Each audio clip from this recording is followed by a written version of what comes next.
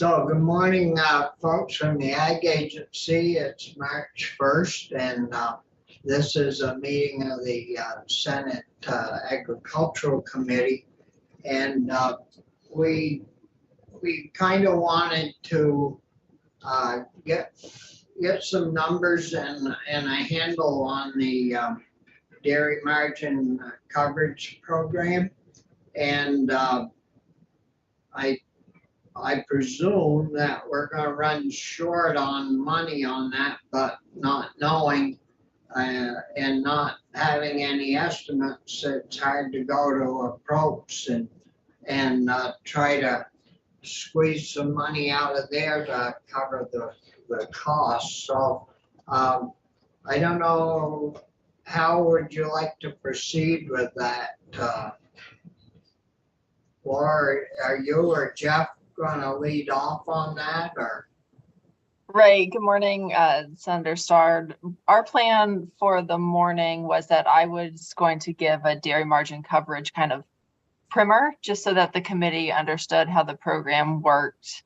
And I was hoping specifically for your newer members who DMC is definitely a new topic for them. But they've got the slides, so that's good. So I'll walk through that for 10 or 15 minutes. And then Jeff and Amy, who are the real brains behind getting the money out that we've been appropriated, we'll talk about where we're at with the funding and how much we anticipate needing based on information we received from FSA. Yeah. So you're going to start, Laura? Right. Is it okay if I go ahead and share my screen? Yeah, sure. Okay, great. Let me get the right. Okay, great.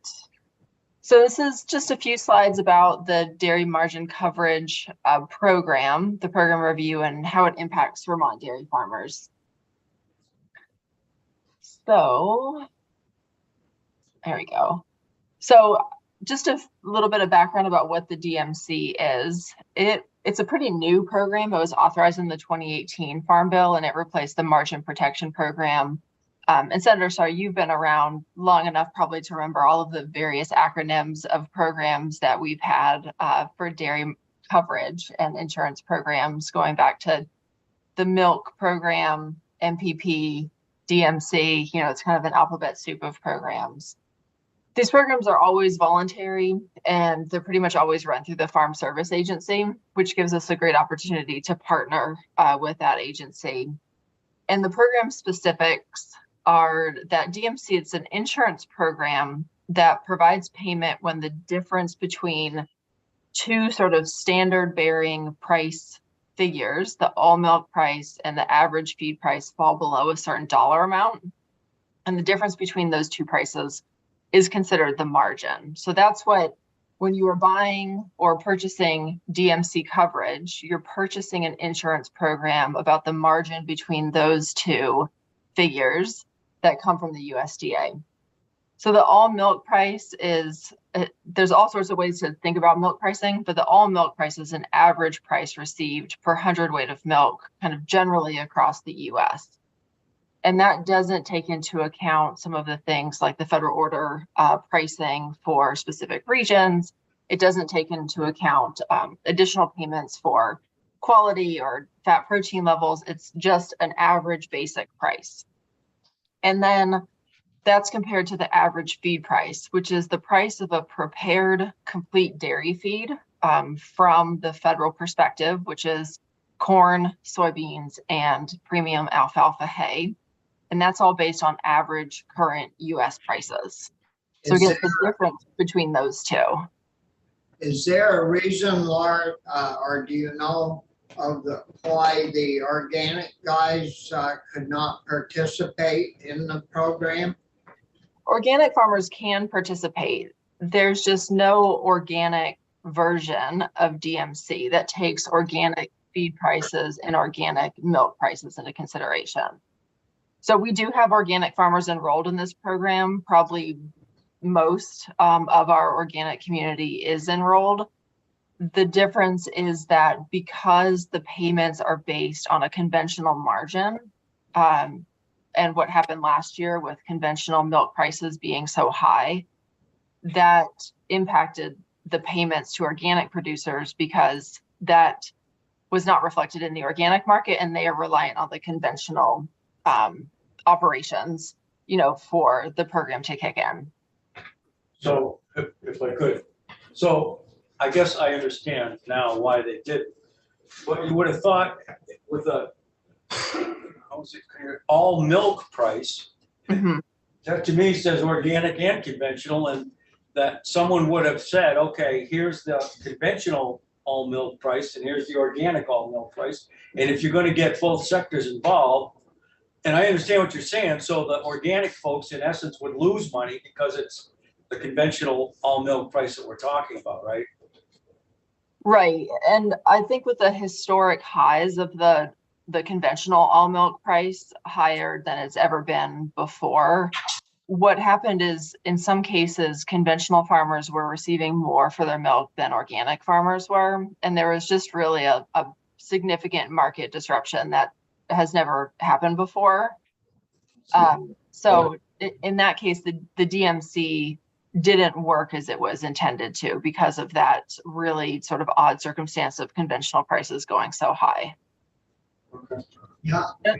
I do have some slides later on that just show the payment levels and kind of what happens, that I think they were very illustrative for me as I was putting these slides together yesterday. So for DMC enrollment, I think this is important to understand kind of how it works. So a farmer goes to Farm Service Agency and they decide how they want to pay for their premium. The premium is 15 cents per hundredweight. So it's a pretty low dollar investment into the program. And this can be paid in full or via milk check deduction. And Jeff will have a little bit more information about how that impacts our final facts and figures for you. And then there's different coverage levels that farmers can pick between $4, a margin of $4, which is considered catastrophic coverage, or $9.50, which is the highest coverage level and what essentially the entire dairy community tells farmers to get. Then you identify your covered milk volume. And this is where it's kind of interesting because it's a farm bill program. They tend to take a longer term historic view. So it's the average of a farm's production in the years of 2011 to 2013. So for a lot of farms, that didn't correlate with their actual production now. And this program is also capped at 5 million pounds a year. So they added supplemental coverage if your production has increased. So you can buy essentially, like, if you get supplemental health insurance, it's like a backup program if the first enrollment doesn't cover everything.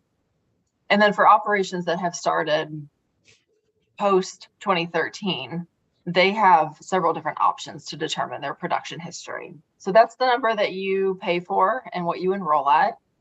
And then you select your covered percentage. So how much of your volume of milk do you want covered? So you can select a low of 5%. All the way up to 95% of your milk. You can't cover 100% of your milk, just the way the program has been developed. And again, there's no organic dairy margin coverage. We paid the premium, correct? Yeah. And who made the pick of whether it would be between 5 and 95? Did we do that? Farmer. The farmers choose between the 5% and the 95%, right? That's Whatever correct. level they want. That's correct. So the farmer themselves makes these choices, often with input either from their lender or a technical service provider about the impacts to their farm. Some farms are also using other methods of just controlling their milk price. And so there's a lot of factors that come in when a farm is considering how to sign up. I would say most people in Vermont, because we are on the very small scale compared to national farm averages, are likely selecting coverage at the $9.50 rate, and they're likely covering most of their milk. I would say if it was a really large operation that might be capped out, they can't cover all their milk anyways, because the program cap is 5 million pounds, but they also may be hedging their milk prices, either with the co-op or directly through the market if they're milking, 5 or 10,000 cows. So there's a lot of different ways that farmers can help support their received milk price, but DMC is the one that's really most applicable and effective for most Vermont farms. But in Vermont, they didn't select the payment of the premium method, did they? Because we paid. Well, didn't most of our farms, most of them signed up at the 95% level, at the 950 up to the 5 million pound cap, didn't they?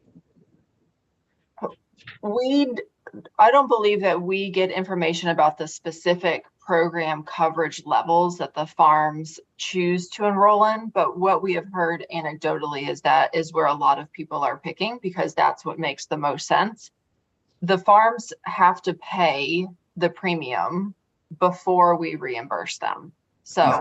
There is that they pay, and then FSA lets the agency know that they have paid, and then we reimburse. The agency reimburses the farmer. Right. Is the all milk price set, or does that fluctuate? It fluctuates. So it's a month-to-month price. Okay.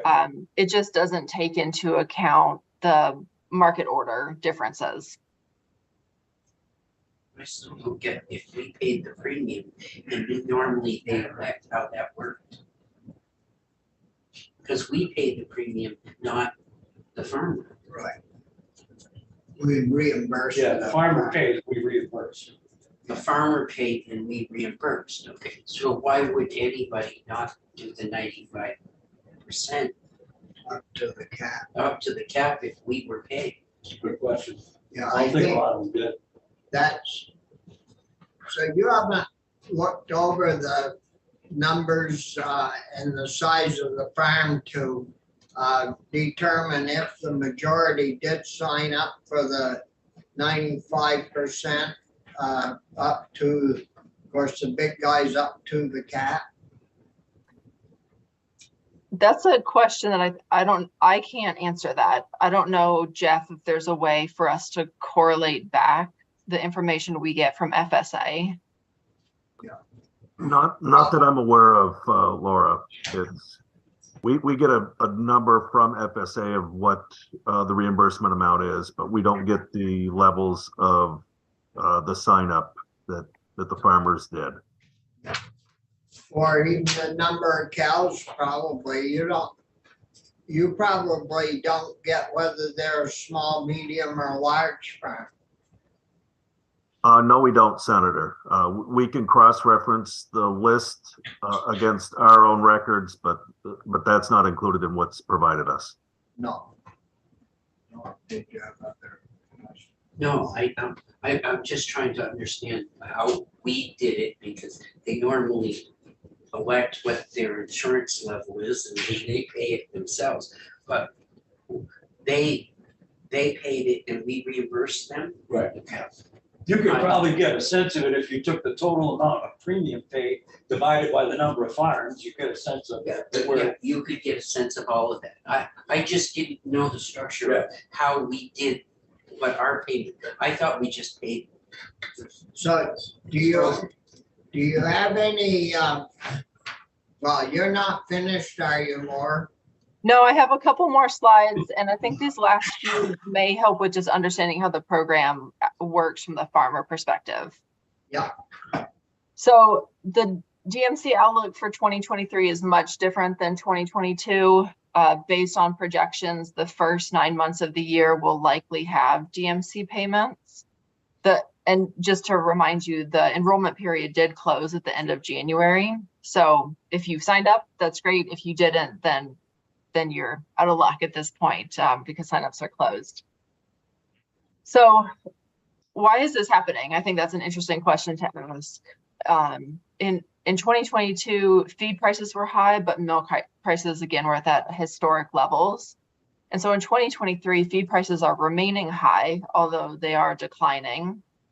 but the milk prices are declining back to the 2019, 2020 level of $19 to $21 a hundredweight. So you are seeing those margins falling below the 950 level. So that's when a payment is triggered. If you That's already started. right, I believe that there was a payment in January, or there will be a payment. They do lag, like all milk payment. It doesn't happen exactly in line with the month that's occurring. Yeah. So how are DMC payments calculated? This is just a quick example. So we have a dairy farmer, Glenda. She operates a farm with 50 cows and 1 million pounds of enrolled milk production. She followed the advice of her FSA office and purchased coverage at the 950 level for 2022. So this would have been for last year, just for sake of example, because we have actual payment numbers. So in August, the margin was $8.08, so below the 950 coverage that she selected. So then you subtract the level of insurance, the margin rate, the 950 minus 808, which was the actual margin, and you get $1.42. So DMC allocates production evenly across months. And again, it's only 95% of your enrolled production. So you have 1 million pounds. So 95% of that is 950,000 pounds divided by 12. So that's 79,000 and change per month of production, of covered production. You convert that to hundredweights by dividing by 100. So you get 791. And you multiply that by the payment amount of $1.42. And you get $1,125. So for Glenda's farm, for this 1 month, per DMC payment last year would have been $1,125. And the premium, again, is 15 cents a hundredweight. So you can see that it's not a one-to-one. It's not that you're getting exactly your premium back. You can get more or less. And I think what's most interesting is this is an excellent tool from the University of Wisconsin Dairy Markets. It's a DMC assessment tool. There's lots of tabs you can toggle. But you can see here I selected the year 2023 with the 1 million pounds. So we're sticking with Glenda's farm, 95% coverage. Her premium for the year would have been $1,425. But with the triggered payments that are expected between January and September of this year, at the end of the year, if this comes to be, move from forecast to reality, her total DMC payment for the year would be $15,681. So you can see there is a real benefit to enrolling at that high margin, all your milk coverage, and at the highest rate, so that whenever the margin is triggered, you're getting that payment. And what size farm was this? 1 million pounds is about 60 cows.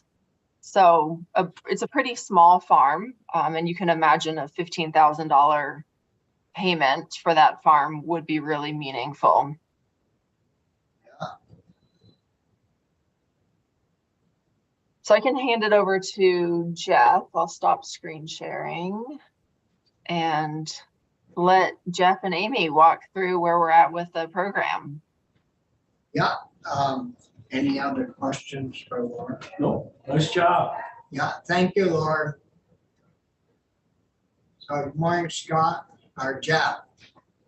Good morning, Senator. I'm Jeff Cook, Administrative Services Manager here at Agriculture, and I've been tasked with administering the payment process for the dairy margin program. So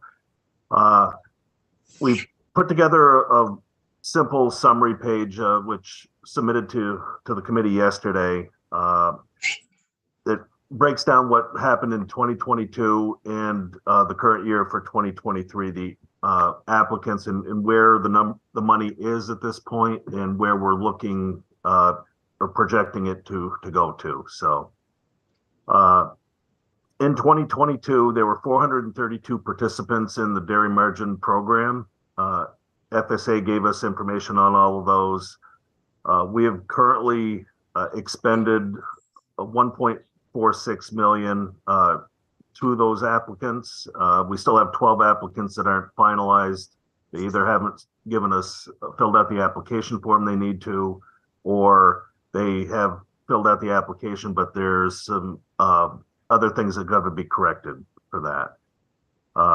And currently in 2023, we've received 197 applications, or from FSA, we received 197 eligible applicants. What Laura had talked about earlier was the applicants' information comes to us once they've paid their premium in full.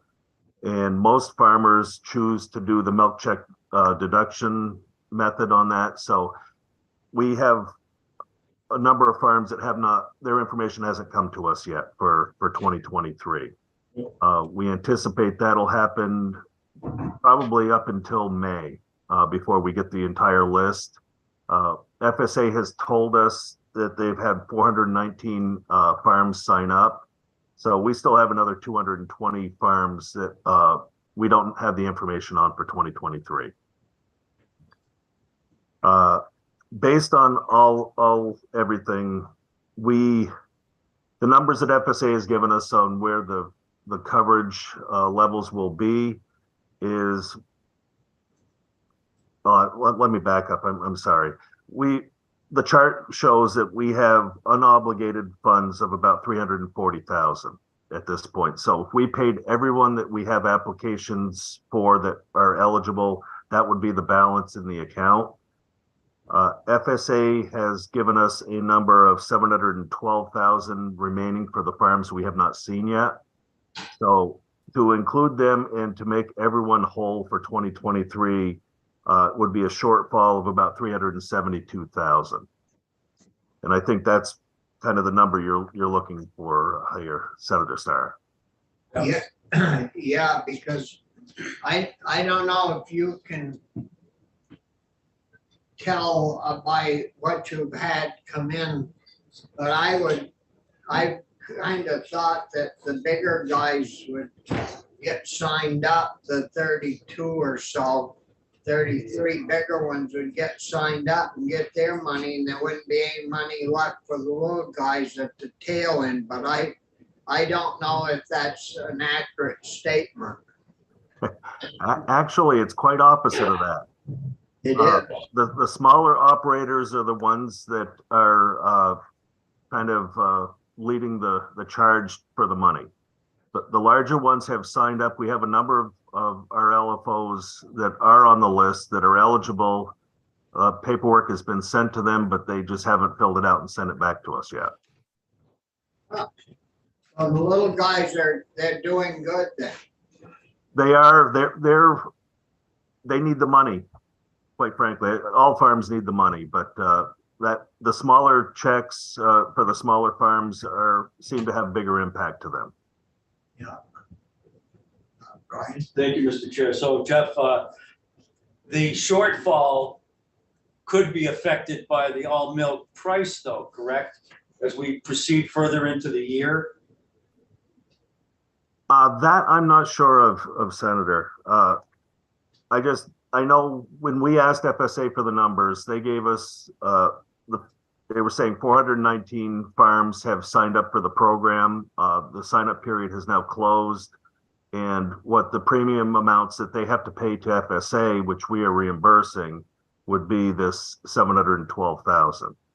So where that falls and what they get from the federal government for the margin coverage payments, I don't believe has any bearing on the shortfall. Okay. And so if we put the money in the 23 budget, it wouldn't be available to you until, or the 24 budget, it wouldn't be available to you until July 1st. Would you need the money sooner than that to cover the receipts from the farmers? That's a good question, Senator. Like I said, I believe that FSA will they're releasing the names to us about every 2 weeks of farms that have paid their full premium. So we anticipate the farms that are using the milk check deduction payment level to filter into us up until about May. So if farms start sending in the applications, we're turning them around within 2 days time frame. So if we get an application in and everything's good, the check is headed their way in a couple of days. So the balance of money of the 340,000 we currently have could go out the door quickly. Right now, we could cover all of the applications that are eligible at this point. But if we start getting a big influx of eligible applicants from FSA, they turn their stuff around very quickly, the money could disappear. So to answer your question, we may be fine to get to the 24 allocation. There might be a month gap in the time frame of being able to pay some of these farms. I would leave that to your expertise in the area of the monies.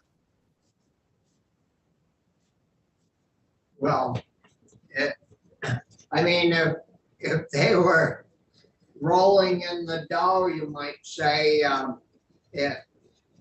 they could wait a month, but in most circumstances, it would be in the best interest of the farmers to get that money to them, like you guys are doing, turning it around in a few days, because spring's work will be going and they'll have a lot of capital outlay to get started with it. Do you know what the average payment was for the? Have you gotten that broken down in any way? Certainly. So for the 2022 applicants, the average payment is about $3,450. It can go up to as high as $7,500.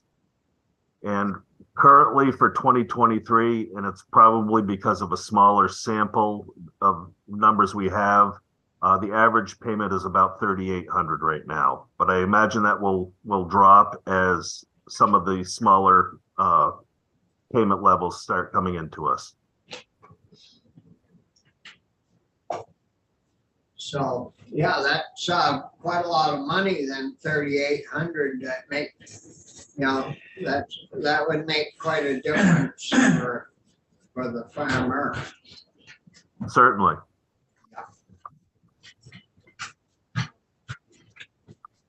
Brian, did you apply? Are chickens covered? I just lost you the other day to a box. I'm down a few. Oh, there must be an endemic program. So, Richie. Am I fine? Thank Yeah. you. This has been helpful. Yeah. So the average payment for 23 is 3,800, and you need about 375,000 to complete this sign up year. Based on the numbers from FSA, yes, sir. Yeah. Well, I think that covers what we need to try to get, and it should be in some kind of a form we'll talk to Jane about it take effect upon passage or something. When do we have to have the payment in? Well, the farmers they turn it, well, there isn't any closing date to pay them, is there, Scott, Jeff? No, Senator, there is not. We're still trying to collect the information for the 22s that we have not paid. And we reach out to all of the applicants, trying to encourage them to fill out the paperwork and get it into us. For the 22. For the 20, but if we did this for 23? Yeah. That could be in the regular budget, right? Yeah, the 24 budget, Yeah. but see, the the program is all, nobody else can sign up now. That's ended. So FSA handles the figures and they've got it figured out to where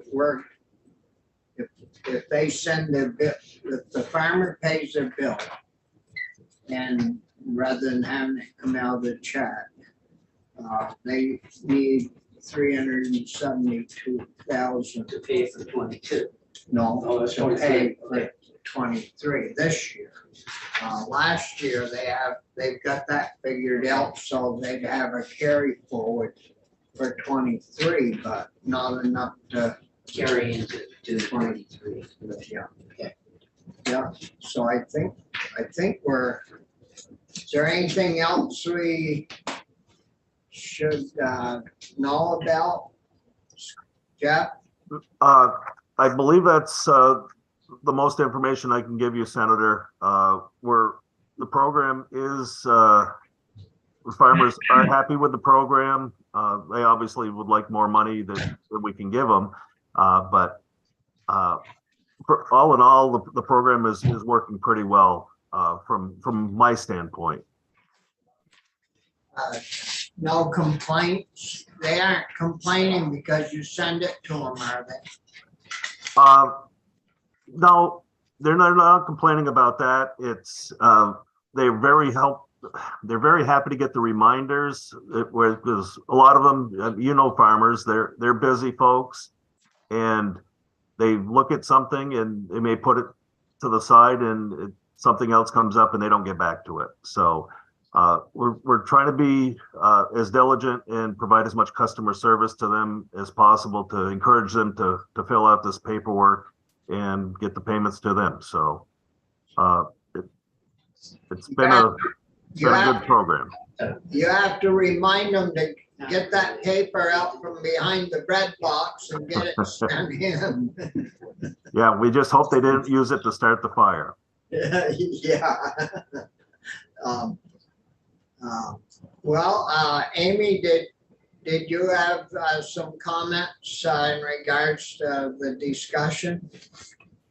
I don't think so. I think Jeff and Laura covered everything. Yeah, and what's your part in all of this? You just send the checks out, or how's that go? Yep. Jeff sends out the applications once the farmers have paid in full. And then as the applications come in, they're coded, and then we process the payment, like Jeff said, within a day or two and get them out. Yeah, so when I guess this is kind of a question I've already asked, but when do you think it would be most helpful for you to have the money so that these guys aren't sitting on their hands waiting for it?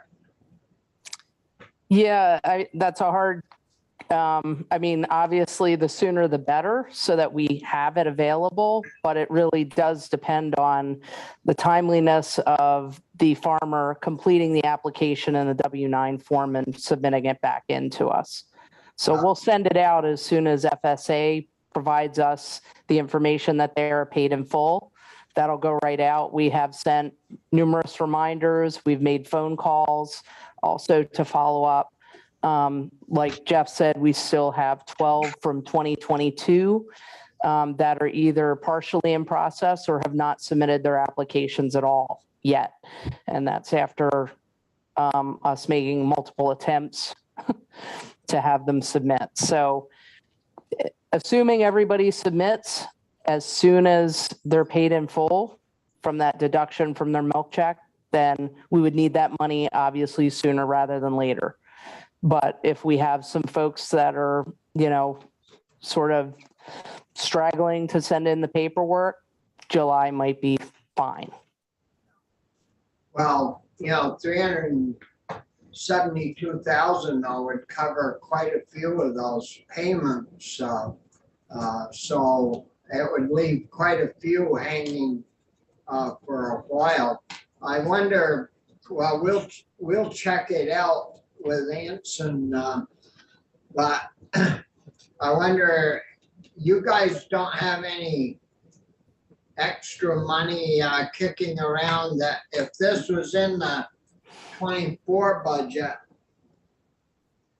then you could use funds that you have available from somewheres and then get the money from the 24 budget to cover, if we passed a bill with that money in there to cover, what you spend out of your funds from this year.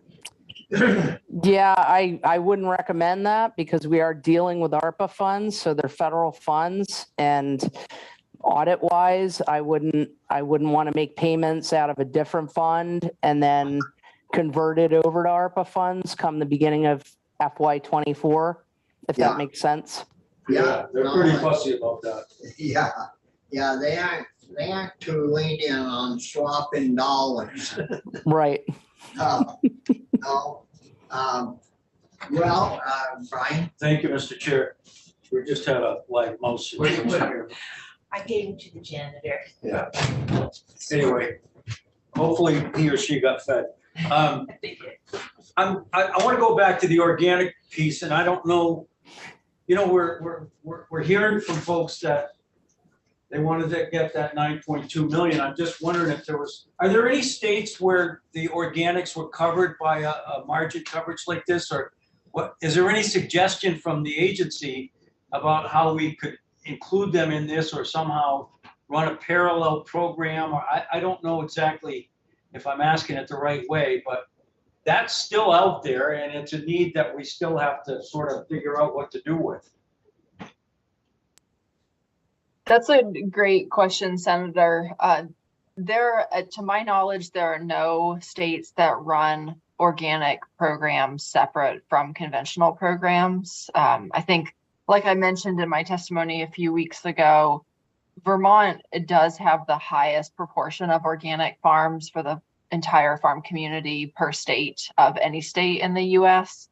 So we are in an interesting position where a large proportion of our farms are organic, even though they're not producing an equal percentage of the total volume of milk that leaves the state, just given the size. So this program, again, I just want to make sure this program does allow organic farmers to participate. And this year, there will be significant payments to those farms, whether they're organic or conventional. So the program, once you're enrolled and prior to enrollment, it doesn't matter if you are organic or conventional. You get the same margin coverage and the same margin payout, even if it doesn't reflect your exact farm's costs or milk price, because the DMC is on the average of the US all milk price and the average of the US feed price. So I was looking at numbers right now using the dairy markets calculator, and for a farm that has a premium, that's about average, so $3,500, that's a farm that's producing 2.5 million pounds of milk. So that's a farm, if we're talking about pretty average production, that's 125 cows. Yep. So most farms in the state of Vermont are small farms and certified small farms. So they're going, if the forecast is correct, regardless of whether they're organic or conventional, the payment forecast for the year is $38,843. So there is significant benefit to farms, whether they're organic or conventional. The organic question is really critical because of the specific circumstances that happened last year, where organic milk prices are locked in through a contractual agreement, but their feed prices vary significantly, just like conventional farmers. So while the conventional milk price increased again to those historic highs, it almost aligned with the increased input costs, where for organic, the feed prices and the input prices rose at a rate that was significantly higher and more extreme than their milk price, which stayed flat. So that's where we saw the real impacts to organic last year and the real impetus and foundation of the request that's come before you for some financial support for the organic sector. Great answer. Thank you. So You're welcome. you think the organic guys will qualify this year? Is that right? So DMC is agnostic to your production practices, whether you are organic, conventional, if you feed grain or you don't feed grain. As soon as you enroll in the program, that's the trigger for getting payments. So you can enroll and you can be a grass-based farmer and not have any of the feed price sort of impacts to your farm, but still receive the benefit of the program. And I think that's part of the reason why it is so popular, is because it is not production choice specific. So farmers have the ability to essentially do whatever production practices they want if they're covered by the program. If the margin is triggered because of that difference between the all milk price and the feed price, then you get a payment. Yeah. What about the goat farmers? Goat and sheep farmers are not covered by this. It's just cow dairy. Yeah. Any other questions? No? Well, thank you all very much for your time. We'll try to round you up some money so you can pay these people and so thanks again. Have a good day. Thank you. Thank you for having us. Thanks. Yeah. Thank you. Thank you. So we need to chat with Jane Probst and Maybe make it effective upon passage.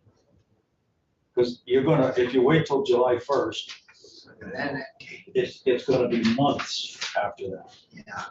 And the feed price guy is gonna be saying, where's my check? And it's I would think there's still AFRA funds sitting in some kitty that we could use for that. So, yeah.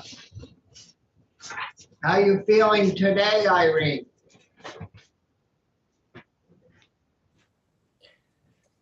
A little setback, but Oh, we're gonna make it. Well, at least you're still up in her belt. And, That's right. That's Flat on your good. back. Sorry, to hear. Um, No mice here. No mice there. Well, that's good. yeah. I felt bad. Brian's got a whole herd of them here, I guess. Been feeding them all. They used to have treats in here last year. That's probably why they came in here. Yeah. They put all kinds of food in here. Well, this year Oh, too. they did? This year we didn't, there was a lot of food. Yeah. They can get through a space you wouldn't believe. I know. Cute little thing. They are, right? I mean, Well, they don't like what's going on out there, so they're gonna come on in try here. to get in. I know we have trouble in the fall. No, sure, yeah. They They know what's coming. live out there in the country. The worst is when they die in the walls. Yeah. Smell. Yeah, that's not For good. those of you listening, Yeah, So, so we have, salvation. I think we just need to put together a request, I guess, for Jane. When she gets back, hopefully, right? I'll talk with her and, it looks like 372. yeah, Should 375. should get us through the, I think everybody all for the year. A good program. well, it sounds like they've got it streamlined pretty Yeah, well. yeah. Doing a good job. Yeah. They can turn it around in 2 days. That is pretty good. Okay. That I checked out the agencies and they'll introduce it today upstairs as a committee bill. Oh, the miscellaneous one, yeah. Miscellaneous, and then we'll go on notice tomorrow and it'll be up for action on Friday. Okay. So, Oh, for us, yeah, yeah. so that'll be good. That will be gone now in the way. So we, Yeah. Well, Friday's 2 days away, so no hurry. Plenty of time. And Michael's gonna do a section by section. We'll be. Yeah. That won't be third reading. no, Happen after we. Well, we could call it up, I suppose, but I don't know. how critical that is. it isn't critical. It's just to get it over to Dave and the house. So they'll have it Yeah. and they're working on their bill to send over to us. So. So Linda, I just got an email that the custodian dropped the mouse, Dropped it? scurried away. Oh, dropped it in the building? Hayden just texted, emailed. Oh, how funny. Oh, well. They caught the you wanna mouse? put some- Linda caught it. Oh, right, it was in the. It was in the basket. Basket. Oh, They tried to really? get rid of it, so they just dropped it out there by Oh, mistake. that is Well, so. he'll find it right back. Do you want to put some? It'll be back here tomorrow. Right, right. Who dropped it? The custodian. The chief? It wasn't the chief. I don't know who was the chief. Oh, that's a lucky mouse. I know, right? That's a So, lucky mouse indeed. You guys remember, well, you my Salvation Farm. I do. Yeah. So Teresa we Snow, got- Yeah, Teresa's my constituent. Oh, well, you want to be tardy again when she comes? I'm You just sorry had- about being tardy this morning. You just had so many important things to do.